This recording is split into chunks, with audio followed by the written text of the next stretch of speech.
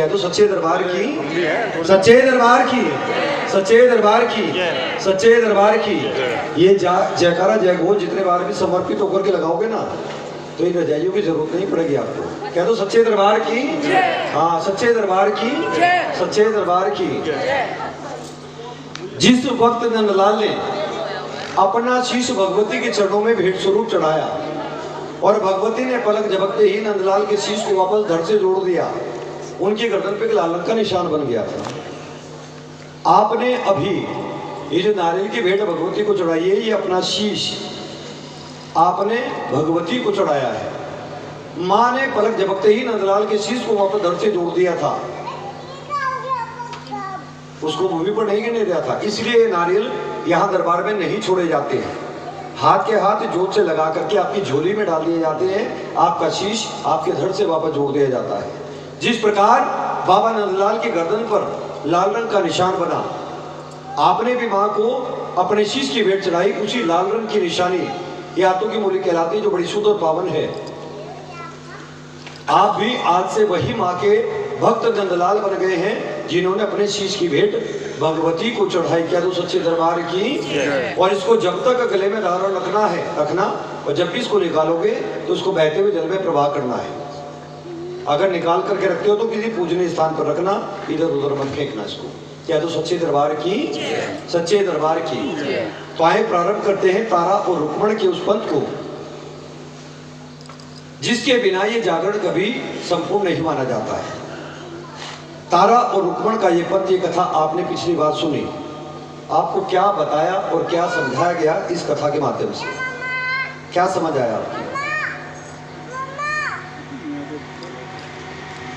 ये कथा हमें क्या बताती है?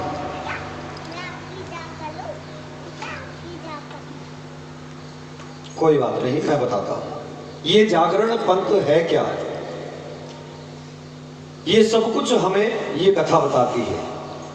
माँ की ये पावन ज्योत जगाने से लगाकर सुबह माँ की पावन आरती तक जितने कार्य पूरी रात्रि में जागरण में हमसे करवाए जाते हैं, ये क्यों करवाए जाते हैं, इस क्यों का जवाब इस कथा में है। हर जागरण में माँ की पावन ज्योत जगाई जाती है। ये ज्योत सबसे पहले किसके घर के आंगन में जगी, हमें इस कथा में बताया जाता है। हर जागरण में आप भक्तों से अरदासें कराई जाती हैं। ये सबसे पहली अरदास किसने की, इस पंथ इस कथा में बताया गया है। हर जागरण में पंचमेवे के प्रसाद का भोग माँ को लगता है। ये पंचमेवे का ही भोग माँ को क्यों लगता है? हर जागरण में एक डल बंधवाई जाती है। ये डल क्यों बांधी जाती है, सबसे पहले किसने बांधी, इस पंथ इस कथा में बताया गया है। हर जागरण में हलवे और चने के प्रसाद का भोग माँ को लगता है। ये हलवे और चने के प्रसाद का भोग माँ को क्यों लगता है? तो आपके ये जितने भी क्यों हैं, इन क्यों का जवाब इस कथा में है। क्या तो सच्चे दरबार की, सच्चे दरबार की, सच्चे दरबार की। तो आइएगा ध्यान पूर्वक अगर बैठ करके सुनेंगे श्रद्धा और भाव से तो आपको सब कुछ समझ आएगा। कह दो सच्चे दरबार की। ये पंथ प्रारंभ होता है राजा स्पर्श के नाम से और इस पंथ का समापन होता है राजा हरि के नाम पर। कह दो सच्चे दरबार की। ये दोनों नाम आप सभी के समझ में आ गए, क्योंकि मुझे पक्का यकीन है कुछ लोगों की समझ में ये नाम नहीं आए क्योंकि बिजी हैं। मैंने अभी दो नाम बताए हैं, आपने सुने, आपने तो सुने, जिनसे सवाल कर रहा हूं लेकिन उन्होंने नहीं सुने। क्या तो सच्चे दरबार की। देखो पूजा पाठ में बैठना ही सब कुछ नहीं है, उसमें मन और ध्यान लगाना भी अति आवश्यक है। सिर्फ पूजा पाठ में बैठने से पुण्य की प्राप्ति नहीं होगी। जब तक आप समर्पित नहीं होंगे तब तक आपको पुण्य की प्राप्ति नहीं होगी। तो समर्पित होकर के बैठे, जितनी बार भी जयकारा जय घोष माँ के चरणों में लगाएं तो समर्पित भाव से लगाएं। क्या तो सच्चे दरबार की, सच्चे दरबार की। ये पंथ, ये कथा प्रारंभ होती है राजा स्पर्श के नाम से और इस पंथ का समापन होता है राजा हरि के नाम पर। धन दान से परिपूर्ण स्पर्श नाम के राजा हुआ करते। बड़ा विशाल राज्य, दुनिया की अपार धन संपदा राजा के पास थी, लेकिन मनुष्य की सबसे बड़ी दौलत होती है उसकी संतान, वही राजा के भाग्य में नहीं थी। माँ के नाम का यज्ञ राजा ने रचाया, माँ से प्रार्थना की, विनती की कि माँ आपने मुझे सब कुछ दिया लेकिन मेरे वंश को चलाने वाला कोई नहीं दिया। कहते हैं कि माँ जगत की जननी है, दरबार में आए हर भक्त के मन के भाव को जानती है, पहचानती है। राजा के मन की पीड़ा को भी माँ ने देख लिया, दर्शन दिए, वरदान दे दिया। राजन एक संतान के लिए दुखी है, वरदान देते हुए एक नहीं तो दो कन्याओं का जन्म होगा। कह दो सच्चे दरबार की। बड़े प्रसन्न हुए राजा कि माँ आज आपने मेरे भाग्य का उदय कर दिया कि दानों में दान, सबसे बड़ा दान कन्या का दान, इससे बड़ा दान इस संसार में नहीं बना है। बड़े प्रसन्न हुए राजा। समय बीता, माँ के वरदान के फलस्वरूप तारों वर्षाओं में एक कन्या का जन्म हुआ कि तड़के उठ दिया सारे वजीर आके, आ राजे नु खबर सुनाई देखो, रूप चैन ते सूरज नु मात करदा, ऐसी कन्या एक घर जाई देखो। कि सुन के गल प्रसन्न होया राजा और लोका ने दीती आण बधाई देखो। ऐ बेदिसदी जीवे घर आई दुर्गा, के राजे ने खुशियां मनाई देखो, कि राजे ने खुशियां मनाई देखो। ये जो जागरण पंथ है ये पंजाब से प्रारंभ हुए। पहले ये पूरी कथा पंजाबी में होती थी, अब हम लोग इस कथा को हिंदी में आप लोगों को सुनाते हैं। ये जो मैंने अभी छंद कहा ये पंजाबी में था, लेकिन छंद के माध्यम से शायद आपको कुछ समझ में नहीं आया, तो आइएगा ये मैंने सोण कर दिया है, अब कथा आपको हिंदी में ही सुनाएंगे। कहते हैं कि राजा के वजीर ने जाकर के राजन को बताया कि राजन अपने महलों में जाकर के देखिए, एक सुंदर सी कन्या ने आपके महलों में जन्म लिया है, जिसके मुख पर सूर्य के समान तेज है, देखने में साक्षात माँ दुर्गा का अवतार लगती है। ऐसी सुंदर कन्या आपके महलों में जन्मी है। बड़े प्रसन्न हुए राजा, ब्राह्मणों को आमंत्रित किया कन्या का नामकरण कराने के लिए कि पंडित खोल पोथियां कहते कि तारा नाम कुमारी दा और मरे नाम हो जाता राजन, तेरा तेरी राजकुमारी दा। ब्राह्मण आए, कन्या के जन्म कुंडली तैयार की, ग्रह नक्षत्रों की दशा को देखा, बड़े प्रसन्न हुए। कहते कि राजन जो कन्या आपके घर में आपके महलों में जन्मी, बड़े शुभ ग्रह नक्षत्रों में कन्या का जन्म हुआ है, और जैसे ग्रह नक्षत्रों में ये कन्या जन्मी है, जब तक ये संसार है, इस संसार में जीवन, जब भी इस संसार में तुम्हारी कन्या का नाम लिया जाएगा तब तब तुम्हारे नाम को ध्याएंगे लोग। ऐसे शुभ ग्रह नक्षत्रों में इस कन्या का जन्म हुआ है। तारों वर्षाओं में कन्या जन्मी, इसलिए नाम तारा रखा जाएगा। कह दो सच्चे दरबार की। कि 2 साल के बाद राजे घर देखो, एक दूजी कन्या जाइए, और कुदरत की ताने रंग सांवला, कि कला ये अजीब दिखाई है। माँ का वरदान था 2 कन्याओं का।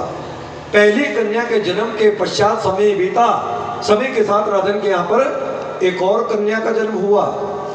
पहली कन्या की बात ही फिर से ब्राह्मणों को आमंत्रित किया, दूसरी कन्या का भी नामकरण कराने के लिए ब्राह्मण आए। कि नमस्कार चरण विच करके जो पतरा तैयार कराउंदे, और करण विचार ज्योतिष लगन की नजर जो आउंदा है। कन्या की जन्म कुंडली तैयार की, ग्रह नक्षत्रों की दिशा को देखा, आपस में विचार विमर्श करने लगे, मुख पर चिंता के बादल। कहते हैं राजन कि ब्राह्मण देवता, जिस प्रकार आपने मेरी पहली कन्या के भाग्य के विषय मुझे बताया, उसके ग्रह नक्षत्रों की दशा के विषय में मुझे बताया, तो मुझे बताएं कि मेरी इस दूसरी कन्या का भाग्य कैसा होगा, कैसे ग्रह नक्षत्रों में मेरी कन्या जन्मी है। कहते हैं ब्राह्मण कि पक्का दिल करके सुनो राजा, ये पढ़ता आंख सुनाया है, और नीचे गिराने बिच जाना इसने, ये कुदरत खेल खिलाया है। राजन ये जो दूसरी कन्या तेरे घर में तेरे महलों में जन्मी, अशुभ ग्रह नक्षत्रों में जन्मी है, और जैसे ग्रह नक्षत्रों में इस कन्या का जन्म हुआ, तेरे वंश के योग्य नहीं है। अगर अपने वंश को कलंकित होने से बचाना चाहता है राजा, तो इस कन्या को मरवा डाल, नहीं तो तेरे वंश को कलंकित कर देगी कन्या। कहता है राजा कि कन्या मारण पाप है राजा, ये पाप करा ना मैं भारी, और जो ये पाप करा ते मेरा कुल नरकों में जाए। ब्राह्मण देवता, कन्या मारना संसार में पाप माना जाता है, ऐसा पाप तुझसे करवा रहे हो। अरे अगर मैं इस पाप को करता हूँ तो सैकड़ों जुनी जन्म लेने के बाद भी ये पाप मेरे सर से नहीं धुलेगा। ऐसा क्या दोष, ऐसा क्या खोट मेरी कन्या के भीतर है, मुझे बताएं, जो इतना बड़ा पाप मुझसे करवा रहे हैं। कहते हैं ब्राह्मण कि ज्योतिष विद्या दे बल राजा, ये सारी गले समझावा मैं, और कन्या दे पिछले जन्मादा कि खोल के भेद बतावा मैं, कि खोल के भेद बतावा मैं। राजन, तुम्हें तुम्हारी दोनों कन्याओं के इनके पूर्व जन्म की कथा तुम्हें सुनाता हूँ, इसको ध्यान से सुनना। कह दो सच्चे दरबार की, कहो सच्चे दरबार की, सच्चे दरबार की। ये दोनों हाथ भी ऊंचे करने हैं, इतने हाथ कछुओं के और सीधे हाथ भक्तों के। अब अपनी कैटेगरी आप खुद चूज कर लेना, कौन सी कैटेगरी अपनी रखना चाहते हो। कह दो सच्चे दरबार की, क्योंकि समर्पित पूरे हाथ ऊंचे। ना जाने आप में से कौन सा ऐसा भाग्यशाली बैठा हो कि इस माँ की दृष्टि हाथ की बदनसीबी की रेखा पर अगर पड़ गई तो हाथ से बदनसीबी की रेखा को मिटा देगी और उस एक भक्त के साथ हम सबका भी उद्धार हो जाएगा। कह दो सच्चे दरबार की, सच्चे दरबार की। हम इस कथा में यहाँ से मोड़ ले रहे हैं क्योंकि ब्राह्मण राजन को बता रहे हैं कि जो छोटी कन्या है ये तुम्हारे राज्य के ऊपर भार क्यों है। कहते हैं ब्राह्मण कि पूर्व जन्म में तुम्हारी दोनों कन्याएं राजा इंद्र के दरबार में अप्सराएं हुआ करती, जिनकी एक गलती के कारण इनको इस मृत्यु लोक में इस देह को त्याग कर आने का श्राप मिल गया। मृत्यु लोक जहाँ आप और हम जन्मे हैं, क्योंकि यहाँ जीवन और मरण निश्चित है। जिस चीज की उत्पत्ति हो गई तो उसका विनाश भी निश्चित है। यहाँ अगर देवताओं ने भी अवतार लिए तो उन्हें भी यहाँ से विलुप्त होना पड़ा है, क्योंकि यहाँ हर चीज मिटने वाली नश्वार है। मिले श्राप के कारण ज्योतिष आचार्य चित्राल के घर पर उसकी कन्याओं के रूप में दोनों ने जन्म लिया। एक का नाम नंदा तो दूसरे का नाम सुनंदा रखा गया। इसे पहले फोड़ो, साबुत में चक्कू नहीं मारना। ये दो चीजें ऐसी हैं, एक कद्दू और एक ही गोला, इनमें कभी साबुत में चक्कू नहीं मारना चाहिए। कह दो सच्चे दरबार की, सच्चे दरबार की, सच्चे दरबार की, सच्चे दरबार की, साचे दरबार की। कोई नहीं, भूल चुकी वो बैठी है, वो माफी देगी अपने आप। कह दो सच्चे दरबार की, सच्चे दरबार की। कि एक का नाम नंदा रखा गया, दूसरी का सुनंदा रखा गया। समय के साथ दोनों बहनें बड़ी हो गई, दोनों ने मिलकर एकादशी का व्रत रखा। नंदा ने सुनंदा को पैसे दिए बाजार से फलारादी लाने के लिए कि जाओ और जाकर के बाजार से फलारादी लेकर आओ। दोनों बहनें अपना व्रत एक साथ खोलेगी। चंचल स्वभाव की सुनंदा पैसे लेकर बाजार के लिए निकली। रास्ते में कुछ लोग भोजन कर रहे थे। भोजन करते हुए लोगों को खड़ी होकर एकटक निहारने लगी। वृद्ध महिला की दृष्टि पड़ी, समझ के कन्या भूखी लगती है। पास खड़े व्यक्ति से कहा कन्या को भोजन दे दो, कन्या भूखी लगती है। उस व्यक्ति ने एक पत्तल के ऊपर चावल मांस मिश्रित भोजन कन्या को दे दिया, लेकिन कन्या को यह ज्ञात नहीं था कि जो भोजन दिया गया वह मांस मिश्रित था। मन में सोचने लगी, विचारने लगी कि तुझे यहाँ पर नंदा नहीं देख रही, अगर थोड़े से भोजन का सेवन कर भी लेगी तो नंदा को क्या पता चलेगा। इसीलिए कहा गया कि मन पे अगर वासु हो बुद्धि का तो गणेश हो गया, और बुद्धि पे वास हो मन का तो कलेश हो गया। जब तक अपने मन को अपने वश में रखेंगे तब तक सदा गणेश गणेश होगा। जिस दिन इस मन को मार देंगे उस दिन से कलेश सदा के लिए आपका साथी हो जाएगा। सुनंदा ने अपने मन को मार दिया, भोजन का सेवन किया तो ज्ञात हुआ जो भोजन दिया गया मांस मिश्रित था। मन ही मन घबरा गई कि आज महापाप हो गया। काफी देर से घर को लौटी। देरी से आने का कारण नंदा ने पूछा तो कारण बता दिया। सुनते क्रोध आ गया। क्रोध के आवेश में श्राप दे दिया। क्या जो नीच कार्य तूने किया है तुझे श्राप देती हूँ कि जीवन भर सदा कीड़े मकोड़े खाए चपली जूनी का श्राप दे दिया। रोने लगी, बिलखने लगी, नंदा के पैरों में गिर गई कि मुझसे जो अपराध हुआ, जानबूझ का अपराध नहीं किया, अनजाने में मुझसे अपराध हुआ है और अनजाने में हुए अपराध के लिए मुझे इतनी बड़ी सजा मत दो। कहते हैं कि अपनों का दुख अपनों से नहीं देखा जाता। घर के किसी सदस्य को अगर जरा सी पीड़ा होती है तो हम सबसे पहला उपचार अपने घर का करते हैं। घर के उपचार से अगर पीड़ा का निवारण नहीं होता वैद्य के डॉक्टर को भी ले जाकर दिखाते हैं, क्योंकि अपनों का दुख अपनों से नहीं देखा जाता। मन पसीज गया। कहती है नंदा कि सुनंदा, जिस प्रकार इस मुख से निकले वचन वापस नहीं आ सकते, शरीर से निकले प्राण वापस नहीं आ सकते, ठीक उसी प्रकार मेरा दिया श्राप टल नहीं सकता। अगर मेरे श्राप से तू मुक्ति पाना चाहती है तो तुझे द्वापर युग तक भटकना होगा, और द्वापर युग में जिस दिन कोई ऐसा परोपकार का कार्य करेगी जिसमें तेरा कोई अपना हित ना हो, दूसरों के भले के लिए किया गया कार्य हो, उस दिन मेरे श्राप से तुझे मुक्ति मिल जाएगी। कह दो सच्चे दरबार की, सच्चे दरबार की, सच्चे दरबार की, सच्चे दरबार की।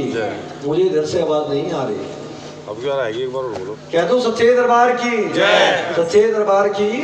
एक छोटा सा उदाहरण देकर के आपको समझाने का प्रयास करता हूँ, शायद मेरी बात थोड़ी जल्दी समझ में आ रहा है। मातृशक्ति बहुत सारी बैठी है। एक छोटा सा बालक जब तक घूम रहा होता है, उसकी माँ संतुष्ट रहती है कि अभी से ना भूख लगी ना इसे प्यास लगी, अभी ये मस्त है, खेल रहा है, मैं तब तक अपने 10 काम निपटा लेती हूँ। लेकिन अगर उसी बच्चे के रोने की, चीखने चिल्लाने की आवाज माँ के कान में चली जाए, तो चाहे जितना भी जरूरी माँ काम कर रही हो, अपने सभी कार्यों को त्याग करके माँ सबसे पहले अपने बालक की चिंता का निवारण करती है। क्यों रोया, क्यों चीखा, क्यों चिल्लाया। लेकिन माँ अपने बालक के पास गई कब, जब उसके बालक की आवाज उसके कान में पहुंची।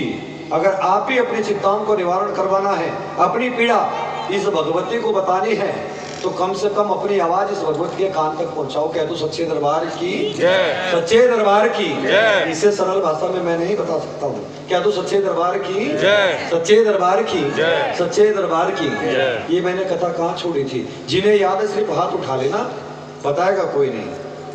1 2 3 4 5 6 7 8 9 और बाकी पक्का देख लो, मैं पूछ भी लूंगा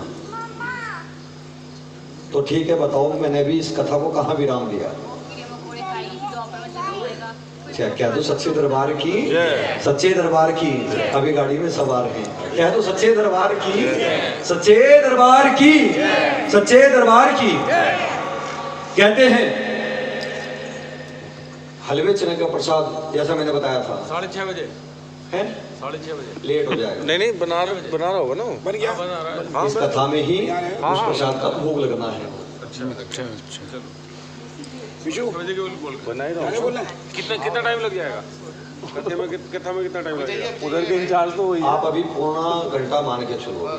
चलो तो करवाते हैं। वो वाला डिवीजन तो दिमाग। कह दो सच्चे दरबार की, कहो सच्चे दरबार की, सच्चे दरबार की। कहते हैं कि मिले श्राप के कारण छपकली जुनी में जन्म हुआ, वृक्ष के ऊपर निवास बना लिया, कीड़े मकोड़े खाकर जीवन यापन करने लगी। समय बीता, द्वापर युग आ गया।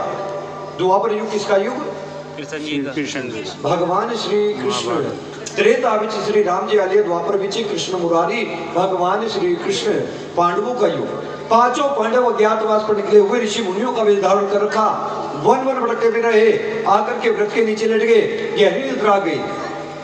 उसी समय उसी मार्ग से माँ की सवारी जा रही। माँ के सेवक माँ के लाल माँ से कहने लगे, माँ रास्ते में कोई भीम काया शरीर वाले ऋषि मुनि लेटे गहरी निद्रा में, और ऐसी अवस्था में इनको लांग कर जाना उचित नहीं होगा। माँ ने स्वप्न में दर्शन दिए, पांडवों जिस स्थान पर सोए हो स्थान मेरा, उठकर स्थान की खुदाई करो, जो धन मिलेगा यज्ञ का आयोजन करना, जो प्रतिमा मिलेगी सुंदर सा भवन बनवा कर प्राण प्रतिष्ठा करवा देना। अगर ऐसा करवाओगे तो तुम्हारा ज्ञातवास समाप्त हो जाएगा। तत्काल पांचों की आंख खुल गई, अपने अपने स्वप्न के विषय में एक दूसरे को बताया। पांचों का स्वप्न एक जैसा, विचार विमर्श किया, स्थान की खुदाई की, जो धन मिला यज्ञ का आयोजन किया, जो प्रतिमा मिली सुंदर सा भवन बनवा दिया, प्राण प्रतिष्ठा करवा दी, और उस यज्ञ के भीतर समस्त संसार के ऋषि मुनियों और देवी देवताओं को निमंत्रण दिया, लेकिन एक ऋषि को नहीं दिया। और उन ऋषि का नाम, अगर इस पंथ इस कथा में ना आए तो ये पंथ अधूरा है। जानते हो कौन से ऋषि? पिछली बार भी आपने नाम सुना है, मुझे आवाज नहीं आई यहाँ।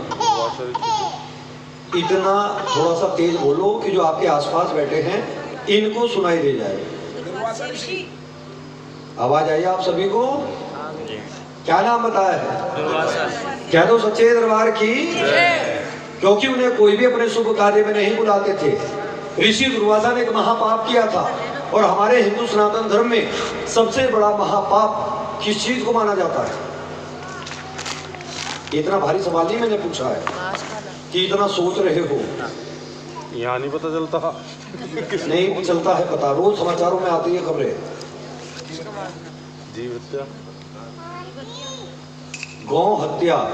क्या तो सच्चे दरबार की, सच्चे दरबार की यही महापाप किया था। कहते हैं जिस समय ऋषि दुर्वासा को ज्ञात हुआ पांडवों ने यज्ञ कारण क्या मुझे निमंत्रण भी नहीं दिया, अपमान महसूस किया, मन में बदले की भावना लिए पक्षी का रूप धारण कर लिया, चोंच में एक मरे हुए सांप को उठा लिया और उस स्थान की ओर उड़ चले जहां यज्ञ का प्रसाद, यज्ञ की खीर बन रही, उस खीर के कढ़ाई के भीतर उस मरे हुए सांप को ले जाकर के डाल दिया। मन ही मन बड़े प्रसन्न हुए, आज प्रसाद विषैला हो गया, किसी भी भक्त ने खाया मृत्यु को प्राप्त होगा, दोष पांडवों के सर लगेगा क्योंकि यज्ञ का आयोजन पांडवों ने किया है। लेकिन इस सारे दृश्य को श्राप के कारण छपकली बनी वो सुनंदा अपनी आंखों से देख रही थी, लेकिन बेजुबान होने के कारण कुछ ना कह सकी। प्रसाद बनकर तैयार हो गया, भक्तजनों को बताना चाह संकेत भी दिया, ना तो उसकी भाषा को कोई समझ सका ना उसके संकेत को। खगी जाने खग की भाषा, जानवर जानवर की भाषा को जानता है। जब उसकी भाषा को कोई समझ ना सका, मन में विचार किया तो बहन की बात याद आ गई कि अपने जीवन में जिस दिन कोई ऐसा परोपकार का कार्य करेगी जिसमें तेरा कोई अपना हित ना हो, दूसरों के भले के लिए किया गया कार्य हो, उस दिन मेरे श्राप से तुझे मुक्ति मिल ही जाएगी। वो प्रसाद के कढ़ाई के भीतर छलांग लगा दी, अपने प्राणों की आहुति दे दी। इतना सुंदर कार्य किया लेकिन उन्हें कष्ट प्राप्त हो गए। जीवन में कोई भी भलाई का कार्य करके देखिए, आपको बुराई अवश्य मिलेगी ही मिलेगी। प्रसाद के कढ़ाई के भीतर उस छपकली को गिरता देखा, क्रोध आ गया और क्रोध के आवेश में उसको फिर से श्राप दे दिया कि आज दुष्ट ने हमारे भोजन को विषैला कर दिया, जो नीच कार्य इसने किया है इसे श्राप देते हैं कि नीच सदा नीच रहे। विचार विमर्श किया, प्रसाद विषैला हो गया, कहीं भूमि पर फेंक दिया, कोई जीव जंतु खाएगा मृत्यु को प्राप्त होगा, दोष हमारे सर लगेगा। इसलिए खड्डा खोदकर दबा देते हैं जिससे कोई जीव जंतु भी इसमें अपना मुख न डाल सके। खड्डा खुदवा दिया, खड्डे के भीतर खीर के कढ़ाई को उड़ेलने लगे तो खीर के कढ़ाई की तली से मेरे साथ का एक पिंजरे कंकाल सभी को दिखाई दिया, जिसे देखते ही तत्काल सभी के समझ में आ गया कि आज हमसे एक महापाप हो गया। आज जिस निर्दोष ने अपने प्राणों की आहुति देकर हमारे प्राणों की रक्षा की, एक महापाप से हमें बचाया, आज उसी निर्दोष को हमने दंड उसको श्राप दे दिया।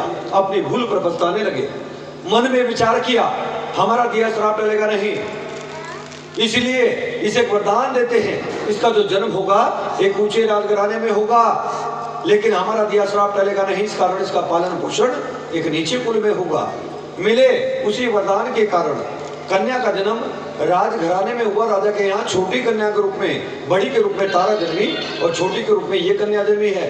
लेकिन इस कन्या को जो श्राप मिला हुआ है, उस श्राप के कारण राजा के राज्य पर भार है कन्या। अब कह दो सच्चे दरबार की जय, सच्चे दरबार की जय। ब्राह्मणों ने जो पूर्व जन्म की कथा सुनाई यहाँ करके पूरी हुई है। हम फिर से वहीं आ गए जहाँ से हम चले थे। कह दो सच्चे दरबार की जय, सच्चे दरबार की जय, सच्चे दरबार की जय। और धीरे से बोलो, कह दो सच्चे दरबार की जय, क्योंकि जो बेचारे घर में सो रहे हैं इनकी नींद नहीं खराब होनी चाहिए। कह दो सच्चे दरबार की जय, सच्चे दरबार की जय। ये बराबर में तैयारी आप लोगों के लिए हो रही है।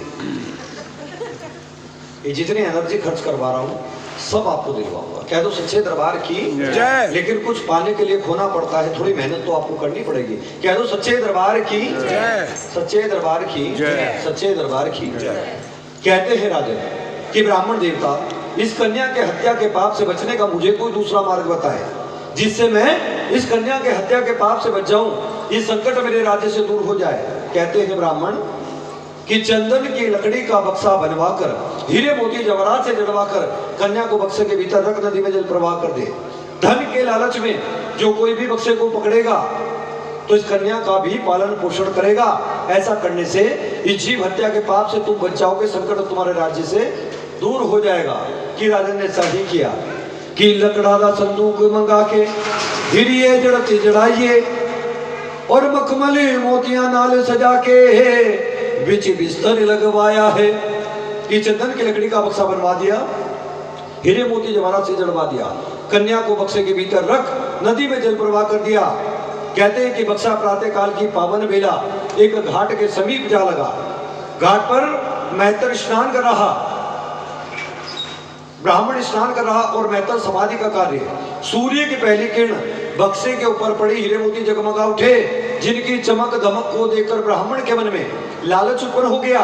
बक्से को निकालने का प्रयत्न करने लगा, लेकिन बक्सा उस ब्राह्मण के हाथ नहीं लगा। मैत्र पर दृष्टि पड़ी, आवाज लगाकर बुला दिया कि अगर नदी में पड़े बक्से को निकाल लाते हो तो बक्से के भीतर जो कुछ भी धन होगा आधा धन तुम्हें दे दूंगा। मेहतर ब्राह्मण के आदेश पर बक्से को निकाल करके ले आया। ब्राह्मण के आदेश पर बक्से को खोल कर देखा तो सुंदर सी कन्या दाहिने पैर का अंगूठा मुंह में दबाए खेल रही थी। कह दो सच्चे दरबार की जय। कि कन्या इकटक ताके ये डाला रूप सुहाना है, घर औंधे संतान नहीं सी ये ममता घेरा पाया है। उस मेहतर के यहाँ पर कोई संतान नहीं थी और संतानहीनता का दुख इस संसार में सबसे बड़ा दुख। जिसके यहाँ संतान नहीं अपने भाग्य को कोसता है व्यक्ति कि मेरा सा दुर्भाग्य, मेरे भाग्य में संतान का ही सुख नहीं। कहते हैं कि कन्या को देख के आंखों से आंसू बहने लगे, हाथ जोड़कर प्रार्थना निवेदन ब्राह्मण से करने लगा। ब्राह्मण देवता, आपने मुझे वचन दिया अगर मैं बक्से को निकाल लाऊं आधा धन मुझे दे देंगे, एक फूटी कोड़ी भी मुझे नहीं चाहिए। अगर मुझे कुछ देना चाहते हो तो जो बक्से के भीतर कन्या है ये कन्या मुझे दे दो, क्योंकि अपनी संतान के रूप में पालना चाहता हूं। कहते हैं कि आंखों से बहते आंसू के मन की पीड़ा को ब्राह्मण समझ गया। बक्से के भीतर आई कन्या और साथ ही उसे कुछ धन भी दे दिया कि जाओ और जीवन में कभी कोई कष्ट इस कन्या को मत होने देना, बड़े लाड़ प्यार से कन्या का पालन पोषण करना। कह दो सच्चे दरबार की कि अपने सीने से लगाया, घर को गया, स्त्री की झोली में डाल दिया और बता दे कि आज के बाद हम भी संतान ही नहीं रहेंगे, क्योंकि माँ गंगा की देन है हमें हमारी संतान के रूप में कन्या की पलन लगी। ओ राजकुमारी और किस्मत खेलने यारी जी और प्यारा नाम रुको रखिया कि लगती बहुत ही प्यारी जी। पहले ब्राह्मण जाति पाति का भेदभाव करते इसलिए नाम स्वयं रख लिया करते। बक्सा नदी में रुकता रुकता इसलिए नाम रुको रख दिया, लेकिन उसे रुकमणी भी कहा गया। क्यों कि जिस बक्से के भीतर कन्या बक्सा नदी में रुकता रुकता आया उस बक्से पर मणियां लगी हुई इसलिए रुक मणि उसको कहा गया। यहाँ करके उसका नाम रुकमण पड़ा है। कह दो सच्चे दरबार की, सच्चे दरबार की, सच्चे दरबार की। हाथ भी उठाने हैं। कह दो सच्चे दरबार की, सच्चे दरबार की, सच्चे दरबार की। के पलट लगी ओ राजकुमारी किस्मत खेलने यारी जी और प्यारा नाम रुको लखिया कि लगती बहुत ही प्यारी जी। के दिन दुनिते रात चौगनी गर्भी लीदे जवान हुई और अंडे मांस मछलियां खाऊंगी कि शादी उसकी आण हुई। इधर मेहतर के यहाँ रुको और महलों में तारा। समय के साथ दोनों बहनें बड़ी हो गई, दोनों के लिए वर तलाशा गया, दोनों का विवाह हुआ, ब्याह कर एक राज्य के भीतर चली गई, लेकिन दोनों में अंतर बहुत बड़ा हो गया। अंतर किस प्रकार के किस्मत अपनी अपनी होगी और बदल ना सकती रहिया। रानी एक राजा दी कहते एक भीरी दी पर नाइए। एक राजा की रानी बन गई, एक नीचे कुल में एक मेहतर परिवार में भी आई गई, दोनों में अंतर बहुत बड़ा हो गया। समय के साथ तारा के यहाँ पर एक पुत्र का जन्म हुआ, 4 से 5 वर्ष का हो गया, लेकिन रुको के यहाँ कोई संतान नहीं हुई। रुको की सास महलों में समाधि का कार्य किया करती, तबीयत खराब हुई तो महलों में रुको को जाना पड़ा। महलों में प्रवेश किया, तारा की दृष्टि पड़ी, देखते पहचान गए, लेकिन लोक लाज के कारण किसी से कुछ ना कह सकी। कहे भी तो उसकी बात पे विश्वास कौन करे। मंदिर की सेवा करने के लिए बोल दिया, महलों में सफाई नहीं करवाई उससे कि मंदिर में सेवा करेगी तो इसके कष्ट कुछ कम हो जाए। रुको मंदिर के आंगन के फर्श को किसी झाड़ू या पोछे से नहीं, अपने केसों से, अपने बालों से मंदिर के आंगन के फर्श को साफ किया करती है। रोज वन मंदिर के भीतर से आती भजन कीर्तन की ध्वनि को रुको बड़ा मन और ध्यान लगा करके सुनती। पहले जो जागरण होते थे वामपंथी जागरण होते थे, जो बंद मंदिरों के भीतर, बंद कमरों के भीतर होते थे, इस तरह खुले में नहीं होते थे। जब तक प्रसाद का भोग नहीं लग जाता था तब तक वो बंद दरवाजे, बंद कपाट खुला नहीं करते थे।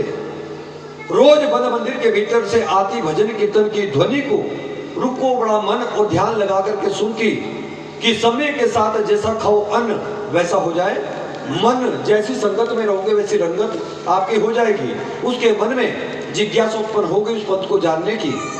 माँ के नाम का यज्ञ पूर्ण हुआ, माँ को प्रसाद का भोग लगा, मंदिर के द्वार खुल गए, सभी भक्तों को प्रसाद दिया। प्रसाद रुको ने भी ग्रहण किया, हाथ जोड़कर प्रार्थना निवेदन करने लगी, किसके नाम का ये पंथ है, मैं भी इस पंथ को जानना चाहती हूँ। कहती है तारा कि रुको ये मेरी माँ के नाम का पंथ है, इतना सीधा इतना सच्चा पंथ है, जो भी भक्त सच्चे मन, सच्ची सदा, सच्ची भावना से इस भगवती के चरणों में नतमस्तक हो जाता है, उसके मन की मुराद को पूरा कर देती माँ। ये मेरी माँ का पंथ है।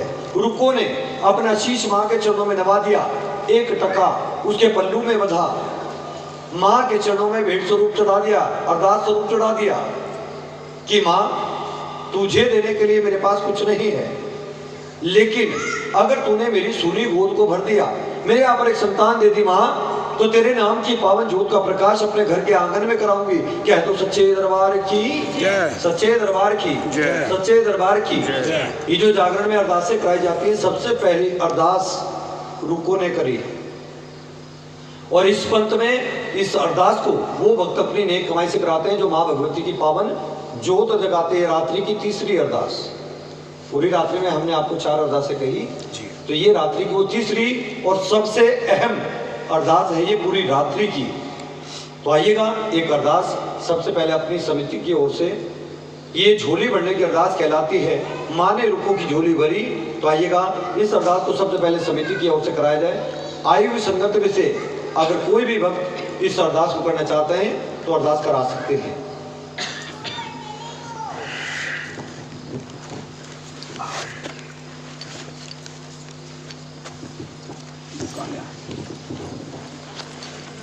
कि तेरे बेले की अरदास, रुको की अरदास, टका टका तेरी अरदास कराई, कि जैसे रुको की झोली भरी है, इनकी झोली को भरना, कि हम संस्थाएं रहना के भक्तों के सर पे मेरे वाला हाथ रखना, कि झूले की ध्वजा बाजेगा नगाड़ा, मेरी माई को साधु संत ने प्यारा, कि जो वंचित हो लगाए जयकारा, सोई मेरी माई का प्यारा, बोलो सच्चे दरबार की जय।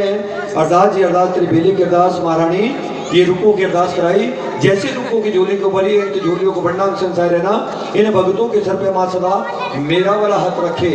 आए और किसी भक्त ने अरदास करानी है, सिर्फ 1 मिनट का समय। अरदास अरदास महारानी तेरी चरणों में रुको की अरदास कराई, जैसे रुको की झोली भरी है, इनकी झोली को बढ़ना संसार रहना, इन भक्तों के सर पे सदा मेरे वाला हाथ रखे माँ।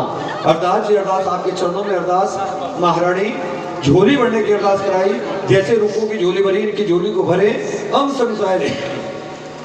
अरदास अरदास बिल्कुल, ये तो भगवती जिस मन की कामना, मन की भावना से आपने आज ये अरदास भगवती के चरणों में कराई है, भगवती आपकी उस विनती फरियाद को जरूर सुनेगी। कह दो सच्चे दरबार की, सच्चे दरबार की।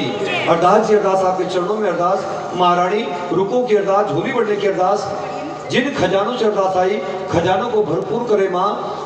जिस मन की मुराद, जिस मन की कामना, मन की भावना से आपके चरणों में आज ये भक्त नतमस्तक हुए हैं महारानी, इन पर अपनी कृपा बरसाए माँ। अरदास अरदास आपके चरणों में अरदास माँ, रुको की अरदास तेरे चरणों में अरदास। अरदास अरदास महारानी, झोली बढ़ने की अरदास, इन सब पर अपनी मेहर, अपनी कृपा बरसा माँ।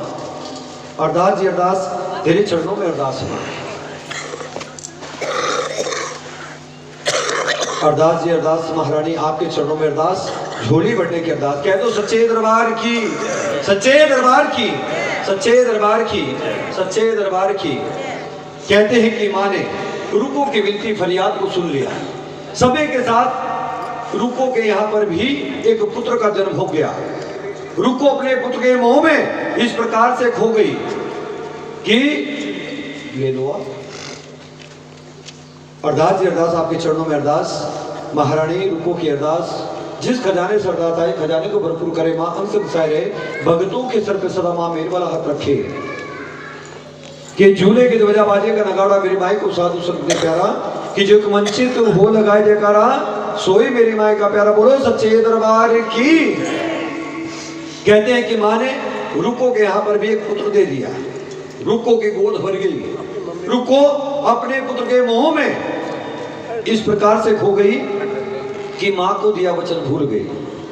ये माँ जब देने पर आती तो ढेरों के ढेर देती, लेकिन जब लेने पर आती तो बदन से चमड़ी तलक उधेड़ देती है। माँ ने अपने अंगरक्षक बाबा लंगरवीर को आदेश दिया कि जाओ और जाकर के रुको को याद दिला कराओ।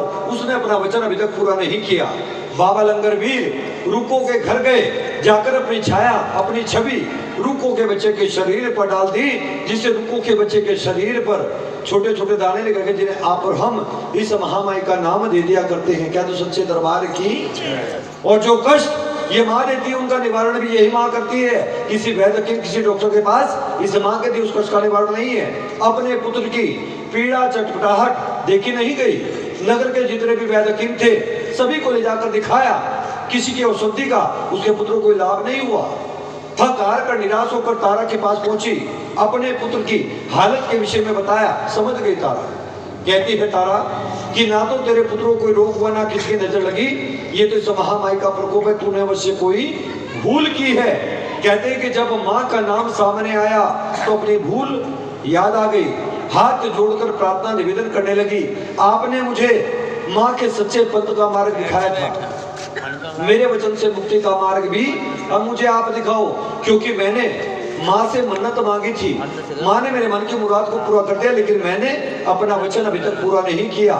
कहती है तारा कि घर जा, कोरे कपड़े के अंदर चावल हल्दी केसर के रंग में रंग कर उसके अंदर कुछ मोक्ष डालकर, यानी एक दक्षिणा, उसके एक डल बना, वो डल ब्राह्मण के पास लेकर के जा और उनसे प्रार्थना निवेदन करना कि तुम्हारे डल स्वीकार करे और तुम्हारे घर पर माँ के नाम का यज्ञ रचाकर तुम्हें तुम्हारे वचन से मुक्त कराया। क्या तो सच्चे दरबार की, सच्चे दरबार की। आप लोगों ने बांधे हैं डल? बांधे होंगे, आशीष जी ने बनवाए होंगे। जय हो जी। ये डल निमंत्रण के लिए दिए जाते थे और इतना महत्व इन डलों का था कि अगर घर में किसी की मृत्यु भी हो गई तो चाहे जाकर वापस आ जाए, जाते जरूर थे। कहते हैं कि घर को गई, कोरे कपड़े के अंदर चावल हल्दी केसर के रंग में रंगकर एक डल तैयार की, ब्राह्मण के पास पहुंची, ब्राह्मण से प्रार्थना निवेदन किया कि ब्राह्मण देवता मेरे डलों को स्वीकार करें, मेरे घर पर माँ के नाम की जोत जगाकर मुझे मेरे वचन से मुक्त कराएं। लेकिन ब्राह्मण जाति पाति का भेदभाव करते, डल स्वीकार नहीं किए। कहते कि अगर तारा तेरे डल स्वीकार कर लेगी तो हमें भी तेरे घर जाने में कोई आपत्ति नहीं है। निराश होकर लौटी तारा के पास पहुंची, ब्राह्मण की बात बताई कि ब्राह्मण ने मेरे डल स्वीकार नहीं किए। कहती है तारा कि ब्राह्मण ने अगर तेरे डल स्वीकार नहीं किए तो क्या हुआ, मंदिर के प्रधान होने के नाते तेरे डल मैं स्वीकार करती हूँ, वचन देती हूँ, आने वाली अष्टमी के रोज तेरे घर पर मैं खुद आकर माँ के नाम का यज्ञ रचाकर तुझे तेरे वचन से मुक्त कराऊंगी। कह दो सच्चे दरबार की, सच्चे दरबार की, सच्चे दरबार की। दोनों बहनों की बात को नगर का नाई से नाई छुप करके सुन रहा, बड़ा ही चतुर, बड़ा ही बुद्धिमान, अपनी बात को कहना मनवाना जानता था, लेकिन अवसर की तलाश में कि पाकर मौका से नाई जा राजा नु फड़काने लगा और नीच कराने बिछ जावे तारा कि सारा भेद सुनाने लगा कि धर्म कर्म सब नष्ट हो जावा और प्रजा पतित हो जाएगी। के राजा मन अपने नु कहंदा कि तारा जान ना पाएगी, कि तारा जान ना पाएगी। हजामत बनाने के लिए महलों में पहुंच गया सेन नाई। गंदे पानी की उंगली राजा के मुख से छुआ दी, क्रोधित हो गए राजा। अवसर मिल गया, जिस अवसर की तलाश में था वो सेन नाई को अवसर मिल गया। हाथ जोड़कर कहने लगा, महाराज मेरे अपराध को क्षमा करें, एक गंदे पानी की उंगली आपके मुख से छू गई, ईमान भ्रष्ट हो गया। आने वाली अष्टमी के रोज रानी तारा रुकोगे यहाँ जाएगी, मांस मदिरा का प्रसाद ग्रहण करेगी, क्या तब आपका ईमान भ्रष्ट नहीं होगा महाराज? और महाराज मेरे मुख से निकला एक वचन झूठा निकले तो नगर के बीचों बीच सूली पे टंगवा देना। सोचने पर विवश हो गया राजा, लेकिन दूसरी ओर मन गवाही नहीं दे रहा है। मन कहता है कि मेरी तारा मुझे कभी धोखा नहीं देगी, लेकिन सेन नाई को अपनी मौत का भी खौफ नहीं, इसलिए मन में शंका उत्पन्न हो गई।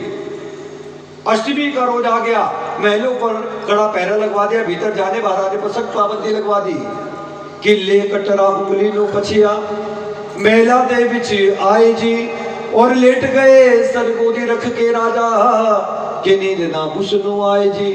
फल काटने के बहाने अंगुली में चीरा लगा दिया, नमक और मिर्च की पट्टी बंधवा दी, अंगुली में पीड़ा बढ़ती जाएगी और नींद नहीं आएगी, और जब नींद नहीं आएगी तो तारा भी महलों से बाहर नहीं जाएगी। सुबह से शाम हुई, शाम से रात होने को आई, नींद नहीं आई। तारा से कहने लगे, तारा अपनी गोदी का सराहना दे दे, तेरी गोदी में सर रखकर लेटना चाहता हूँ। क्यों? क्योंकि मन में विचार किया अगर मेरी आंख लग भी गई, तारा जाने को होगी तो मेरी आंख खुल जाएगी। कहते हैं कि तारा ने माँ से फरियाद की, विनती की कि माँ आज ये कैसा वक्त, कैसी घड़ी आ गई, राजन की आंख नहीं लग रही माँ, और अगर आज राजन को नींद नहीं आई तो मैं रुकू गया नहीं आ पाऊंगी, और माँ अगर आज मैं रुकू गया ना जा पाई तो आज मेरा वचन झूठा हो जाएगा, और ये वचन मेरा नहीं माँ, वचन तेरा झूठा हो जाएगा, क्योंकि जो डल मैंने स्वीकार किए हैं माँ, तेरे नाम के डल स्वीकार किए, तेरे नाम से वचनबद्ध हुई हूँ। कहते हैं कि महामाई की कृपा हुई, मेहर हुई, महल की पिछले ओर की खिड़की रोशनदान हवा के झोंके से खुल गया, ठंडी हवा का झोंका राजन के मुख पर लगने लगा, गहरी नींद आ गई। उसी समय खुले रोशनदान से अपनी साड़ी का पल्लू बांध महलों से बाहर निकल गई तारा, रुको के घर जा पहुंची। इधर तारा रुको के घर पहुंची, उधर महलों में राजन की आंख खुल गई। तारा को महलों में न पाकर क्रोधित हुए राजा हाथ में तलवार उठाई, जिस मार्ग से तारा गई उसी मार्ग से राजन भी आगे बढ़ चले। रास्ते में जो चोर दिखाई दिए, चोरों से तारा के विषय में पूछा तो अभी तक बता दिया, अभी तक से सोने का बादल गुजरा, हमने पकड़ने का प्रयत्न किया, हमारे हाथ से छूट करके भाग गई। चोरों की बताई दिशा में राजन भी आगे बढ़ चले, और रुको के घर का सारा दृश्य एक वृक्ष के पीछे से छुप करके देखने लगे। रुको के घर माँ के नाम की पावन ज्योत का प्रकाश हुआ। सबसे पहली ज्योत रुको के आंगन में जगी है कि काहिदा कलश तेरा मांडला, और सोने दा गड़ीवा तेरा मांडला, कि टका टका तेरा कलश भराया मैया, कि सोने दा गड़ीवा तेरा मांडला। सिक्का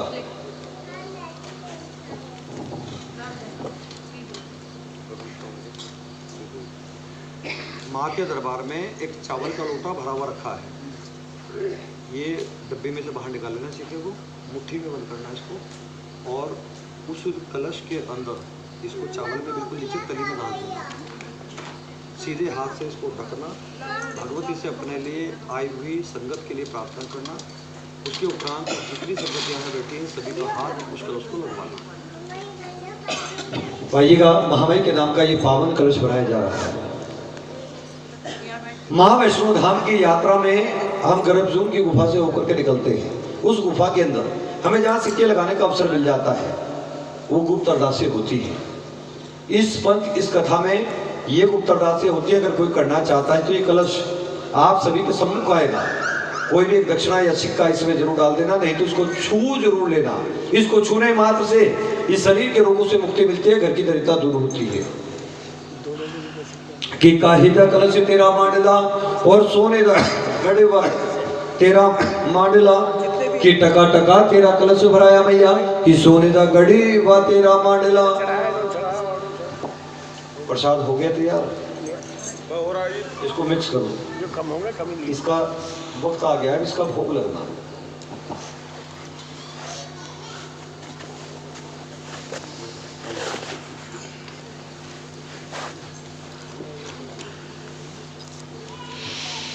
सिक्के आपको वहां मिलेगा दरबार में,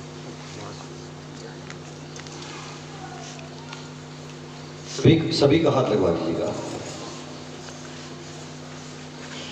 अगर कोई इसे भरना चाहता है, कोई भी सिक्का या दक्षिणा इसमें डाल देना, नहीं तो उसको छू जरूर लेना।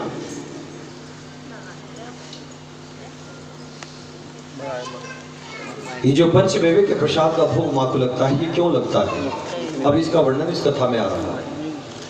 कि बोटी बोटी करके बकरा जो प्रसाद बनाया सी, के बकरू सुनहरी लाला के एक थाल दे विचो सजाया सी, कि पहले पहल जा तारा ने मेरी माई नु भोग लाया है, कि काली रूप धरा महारानी आ भोग लाया है, आ भोग लाया है। कहते हैं कि माँ को मांस और मदिरा के प्रसाद का भोग लगा। सबसे पहला भोग माँ को लगा, प्रसाद तारा को दिया। तारा ने उस प्रसाद को चखा नहीं, अपनी झोली में ले लिया। क्या हुआ? कोई बात नहीं, जल्दी से कर दीजिएगा, फिर पंत आगे लेकर के चल देंगे, क्योंकि नहीं तो फिर आधी अधूरी बात आपको समझ में आएगी। करना है तो इसको ऐसे करके उसमें रख दो। तो एक ही डालूंगा ना।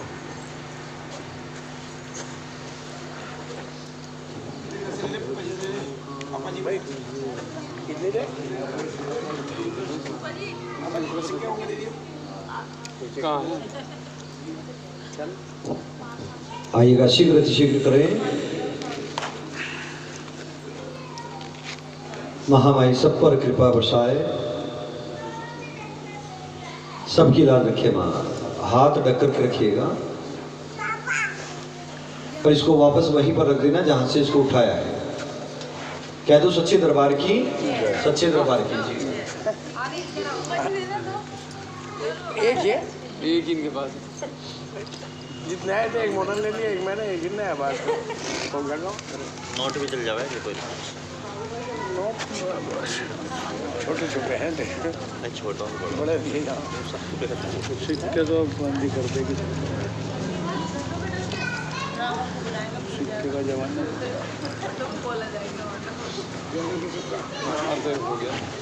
आप कह दो सच्चे दरबार की, सच्चे दरबार की। जैसा कि मैंने बताया वहीं रखने वहीं दरबार में रख दीजिएगा कि पंचमेवे का भोग माँ को क्यों लगता है, इसका वर्णन अब इस कथा में चल रहा है। कहते हैं कि माँ को मांस और मदिरा के प्रसाद का भोग लगा। सबसे पहला भोग माँ को लगा, प्रसाद तारा को दिया। तारा ने उस प्रसाद को चखा नहीं, अपनी झोली में ले लिया। कहती है रुको, कि आपने इस प्रसाद को चखा नहीं। कहती है रुको से तारा कि जो प्रसाद मैंने लिया ये अपने राजा के लिए लिया है, मेरा प्रसाद तो मुझे अब दो। प्रसाद को लिया, ग्रहण किया, सारे दृश्य को राजा नहीं रखने होते कह दो सच्चे दरबार की, सच्चे दरबार की। वहीं दरबार में रख दो और एक प्रात भी वहीं रख दो, तो जब भोग लगाएंगे तो उसमें निकाल कर लगाएंगे।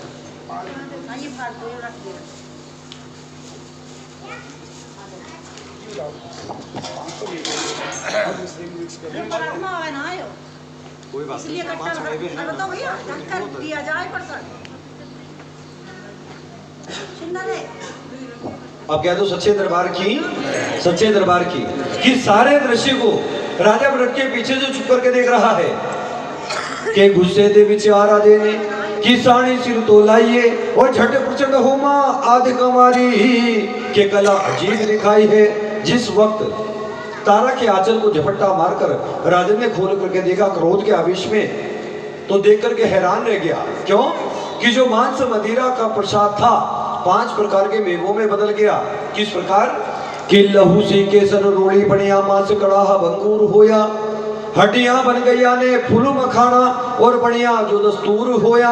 हड्डियों के फूल मखाने बन गए, मांस के किस्में छुआरे, और जो मदिरा थी वो केसर हो गई।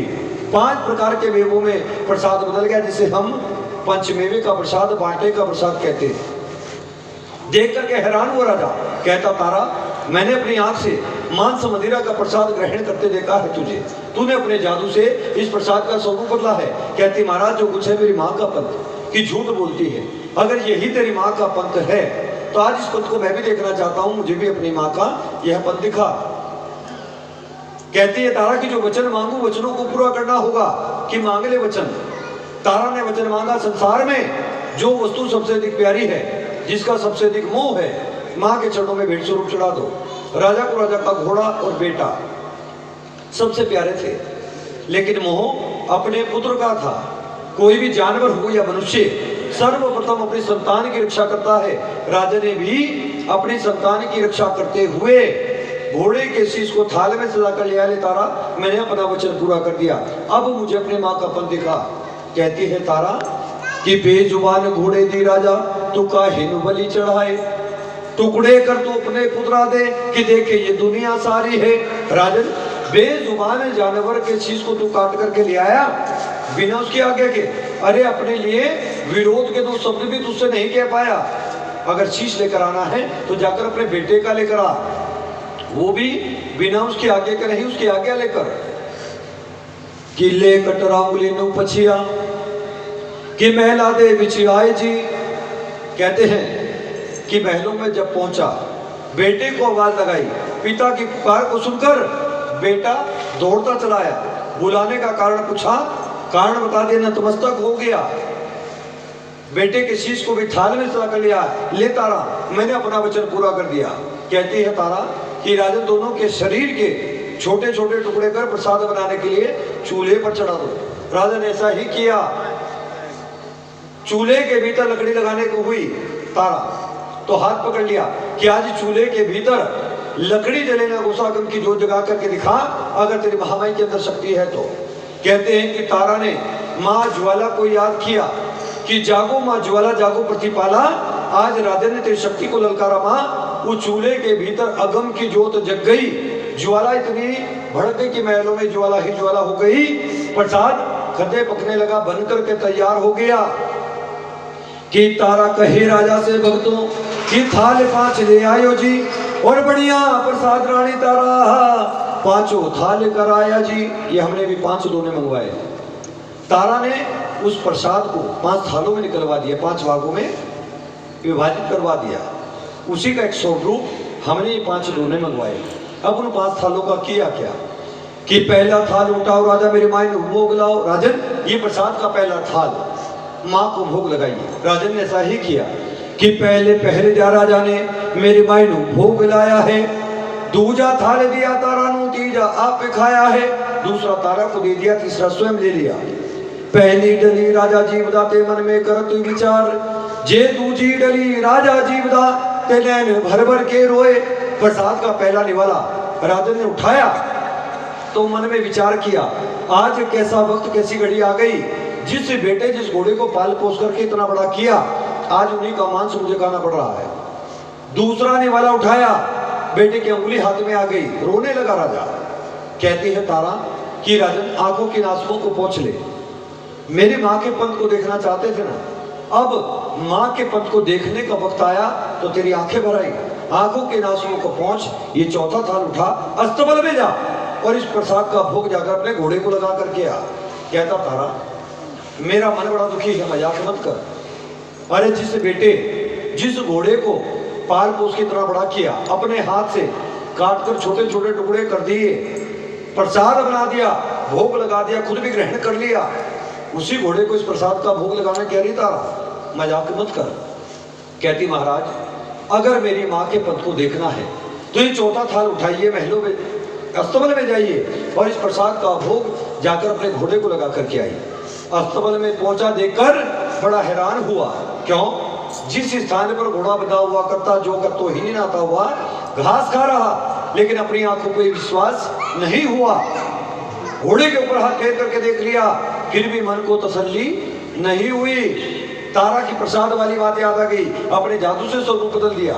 इसलिए मन को तसल्ली देने के लिए प्रसाद के थाल को जो उगेड़ करके देखा, खोल कर देखा तो चने का प्रसाद घोड़े को भोग लगाया। आ गया तारा के पास कि तारा जान गया हूँ हमारी कपल सच्चा है, माँ ने मेरा घोड़ा लौटा दिया, माँ से प्रार्थना कर कि मेरा बेटा भी मुझे वापस दिलवा दे। कहती है तारा कि राजन ये 5वां थाल उठाइए, महलों में जाइए और इस प्रसाद का भोग अपने बेटे को लगा करके आइए।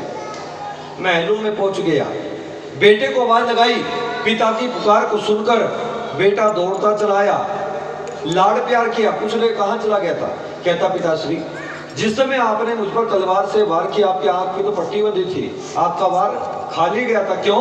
क्योंकि मेरी माँ ने मेरा हाथ पकड़ कर खींच लिया। तब से माँ की गोदी में झूला झूलते झूलते मेरी आंख लग गई, निद्रा आ गई। आपने मुझे पुकारा तो आपकी आवाज सुनकर मेरी आंख खुली, मैं दौड़ता आपके पास चला आया। 5वें थाल को खोल करके देखा, हलवे का प्रसाद बेटे को भोग लगाया, इसलिए चने हलवे का भोग लगता है। आ गया तारा के पास कि तारा जो तूने आज जीवन का सबसे बड़ा ज्ञान मुझे दिया, इस नाते तू मेरी गुरु हो गई। आज मांग ले मुझसे क्या मांगना चाहती है, तेरे हर वचन को पूरा करूंगा। कहती महाराज आपकी पत्नी आपके अर्धांगिनी होने के नाते जो कुछ आपका है उस पर पूर्ण अधिकार मेरा भी है, लेकिन फिर भी अगर मुझे कुछ देना चाहते हो तो किसानों के कर कर्ज को माफ कर दो, नगर के बीचों बीच सुंदर से भवन का निर्माण करवा दो, सभी को एक समान रूप से पूजा अर्चना करने का अधिकार भी दे दो। कि राजा ने ऐसा ही किया और खुद भी अपना राजपाट त्याग, जो भी सन्यासी हुए राजा इस माँ के चरणों में लीन हो गए राजा। अब कह दो सच्चे दरबार की। तो आइएगा इस पंथ को यहीं पर विराम देते हैं, जिससे अगले स्थान पर से पुनः कहा जा सके। कोई भी कथा कभी समाप्त नहीं होती है, इन्हें विराम दिया जाता है जिससे कि अगले स्थान पर से पुनः कहा जा सके। यहीं पर माँ वैष्णो धाम की तीनों पीढ़ियों के नाम का जयकारा जय घोष सारे संगत अपने दोनों हाथ ऊंचे करके लगाएंगे माँ के दरबार में। बोलिए महालक्ष्मी की, माँ सरस्वती की, माँ कालका की, माता वैष्णो देवी की, सच्चे दरबार की। तेरा यज्ञ संपूर्ण हो गया, तेरा यज्ञ संपूर्ण हो गया, तेनू यश वाला तिलक लगा दिया माए, यश वाला तिलक लगा दिया। तेनू ब्रह्मा ते विष्णु मध्याव दे, तेनू ब्रह्मा ते विष्णु मध्याव दे। और दिया वे भोलानाथ जी, और दिया वे भोलानाथ जी, तेरे दर पे मनोबती बाज दी, तेरे दर पे मनोबती बाज दी। और बजे खड़े ताल जी, और बजे खड़े ताल जी, तेरा यज्ञ संपूर्ण हो गया, हो तेरा यज्ञ संपूर्ण हो गया। हो वीरा वीरा वीरा वे माए दिया लंगर वीरा, वीरा वीरा वीरा वे माए दिया लंगर वीरा।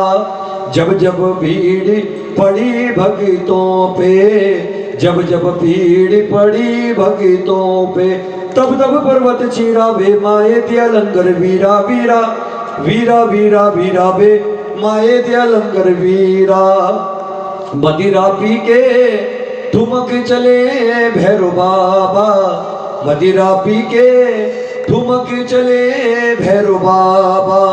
सांझ पड़नती धूल उड़नती लो बाबा जी आए, काली के घर काला जन्मा महा हो भोली माँ, के काली के घर काला जन्मा नाम पढ़ो भैरो बाबा।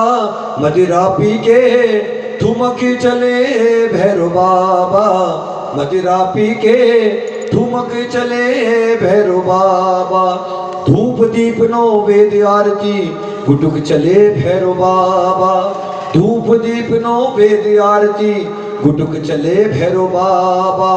सिमर चरण ध्यानु यश गावे, यश गावे प्रतिपाला। मदिरा पी के ठुमक चले भैरो बाबा, मदिरा पी के ठुमक चले भैरो बाबा। अब कह दो सच्चे दरबार की, सच्चे दरबार की। आप सभी भक्तों को लख लख बधाई, आपका यज्ञ यहाँ निर्विघ्न संपन्न हुआ। आइएगा, माँ को प्रसाद का भोग लगाते हैं।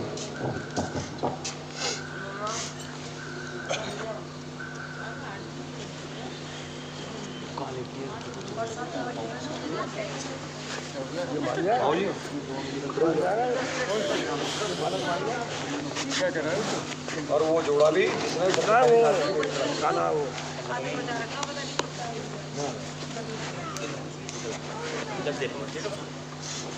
हाँ